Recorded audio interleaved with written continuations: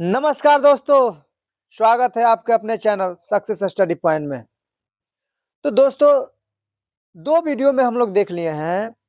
हिंदी व्याकरण के दो वीडियो में स्वर वर्ण और व्यंजन वर्ण को हम लोग देख चुके हैं और उसका विस्तार पूर्वक अध्ययन हम लोग कर चुके हैं।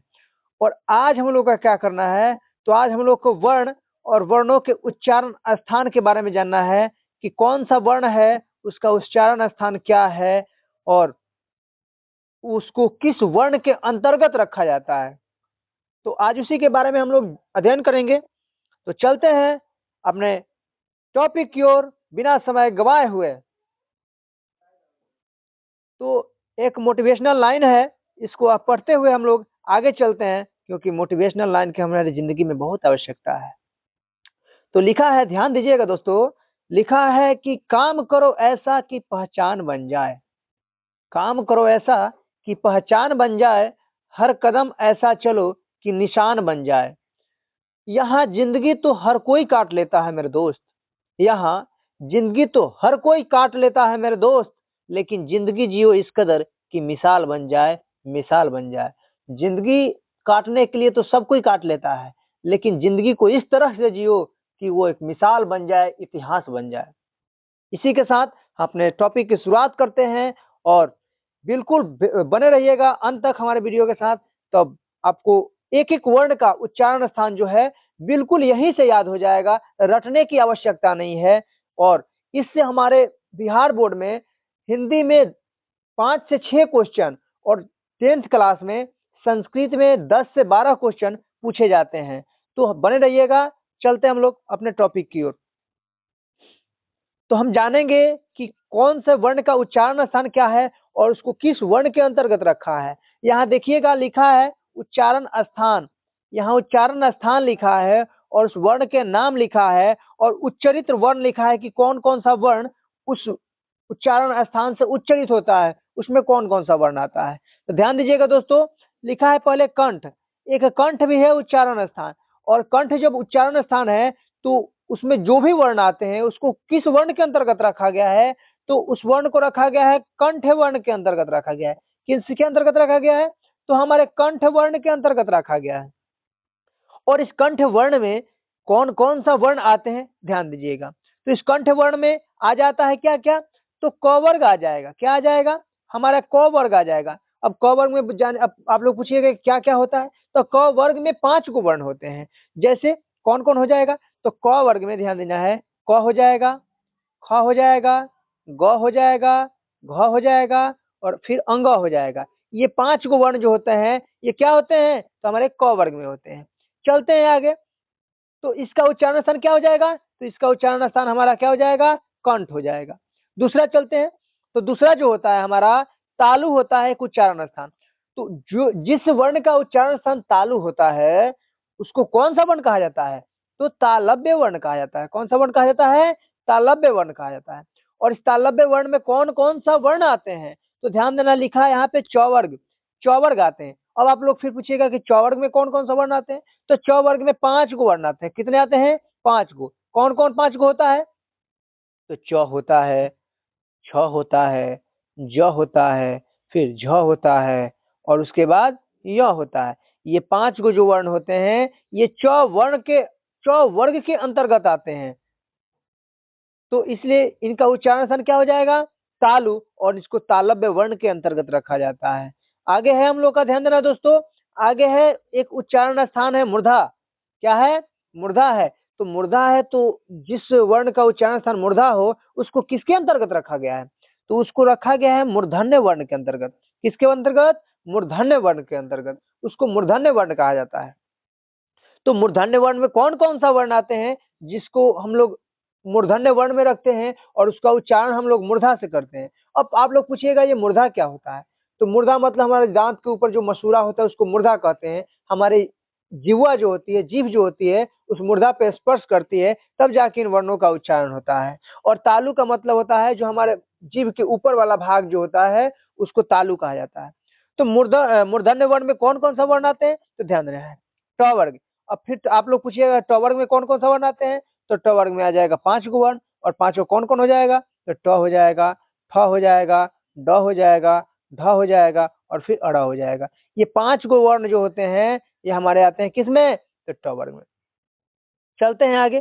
ट वर्ग के बाद हमारा री जो होगा इसका भी उच्चारण सरमूर्धा है, र जो होगा इसका भी उच्चारण सरमूर्धा है, और मूर्धन्य श जो होगा इसका तो लिखिए रहा है यहाँ पे मूर्धन्य श होगा, मुर्दा मूर्धन्य श नहीं कि मुर्दा। और ये तालु में च वर्ग के अलावा छोटी होगा, बड़ी होगा, य होगा और तालव्य श होगा, ये 4 गो होगा च वर्ग के अलावा, यानी कि 5 गो और 4 गो ये 9 गो हो जाएगा।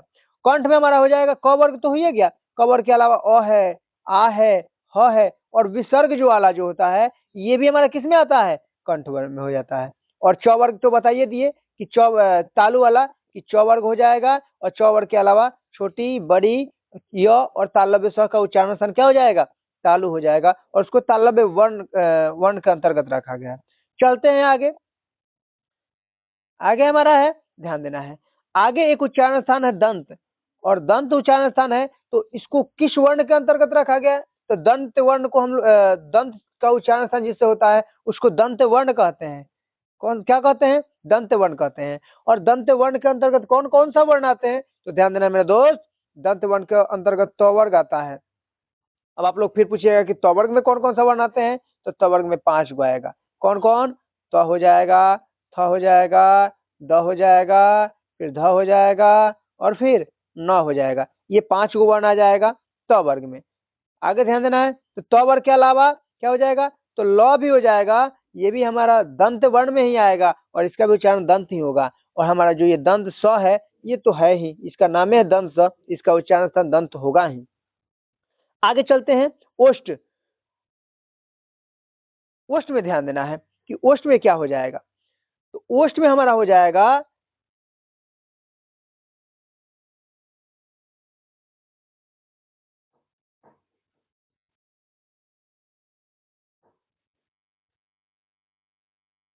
ओष्ठ में जो होगा यहाँ दोस्तों थोड़ा सा मिसप्रिंट हुआ है।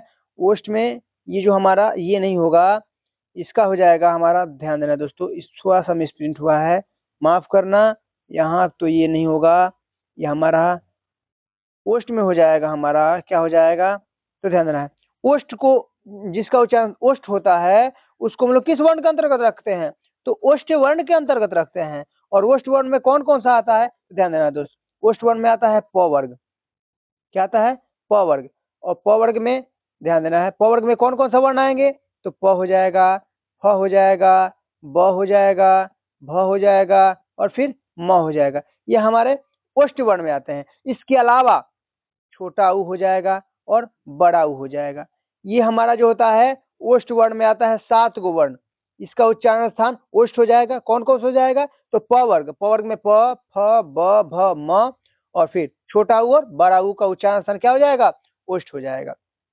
आगे चलते हैं, तो आगे हम लोग का है नासिका और मुख, जिसका उच्चारण नासिका और मुख दोनों से होता है उसको हम लोग क्या कहते हैं, तो अनुनासिक वर्ण कहते हैं। और अनुनासिक वर्ण में क्या क्या आता है, तो पंचमाक्षर। अब पंचमाक्षर भी बताना पड़ेगा। अरे पंचमाक्षर वही जो हर एक वर्ग का पंचवां अक्षर, यानी कि जैसे क वर्ग का अंग हो गया, च वर्ग का य हो गया, ट वर्ग का अड़ हो गया, त वर्ग का न हो गया, प वर्ग का म हो गया, वही पंचमाक्षर होता है। और फिर जो अनुस्वार वाले होते हैं वो भी, उसका भी अनुनासिक हो जाएगा, अनुनासिक वर्ण। और फिर जो चंद्र बिंदु वाला होते हैं वो भी हो जाएगा अनुनासिक वर्ण के अंतर्गत, और इसका उच्चारण स्थान नासिका और मुख दोनों हो जाएगा।